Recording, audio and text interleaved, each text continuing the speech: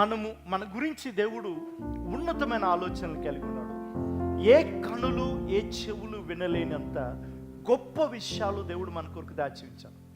ఆమె వాటిని దేవుని యొక్క వాక్యం వింటున్నప్పుడు, ఇలాగ మనం సహవాసంలో ఉన్నప్పుడు, సాక్ష్యాలు వింటున్నప్పుడు మన జీవితంలో ఏం జరుగుతుందంటే దేవుడు వాటిని కూర్చిన నిరీక్షణ మన యొక్క కంట్లో పెడతాడు. ఆమె మనకొక కలగా, మనకొక ఒక నిరీక్షణ దేవుడు పుట్టిస్తాడు.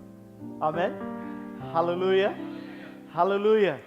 ఎందుకు పుట్టిస్తాడంటే అది నీవై ఉన్నావు, నీ గురించే మాట్లాడుతున్నాడు ఆయన. నీవు కూడా లెగుస్తావని, నీవు కూడా ఎగురుతావని, నీవు కూడా పరిస్థితులు అధిగమించి ముందుకు వెళ్తావని దేవుడు మాట్లాడుతున్నప్పుడు మన జీవితంలో ఏం కలుగుతాడంటే అది నా గురించే దేవుడు చెప్తున్నాడు అని మనం నిరీక్షిస్తాం. ఆమె ఆ నిరీక్షణ మటుకు అలా ఉండిపోకుండా అది వాస్తవంలోనికి రావటానికి మనం ఓపికతో కనిపెట్టాలి. ఆమె హల్లెలూయా.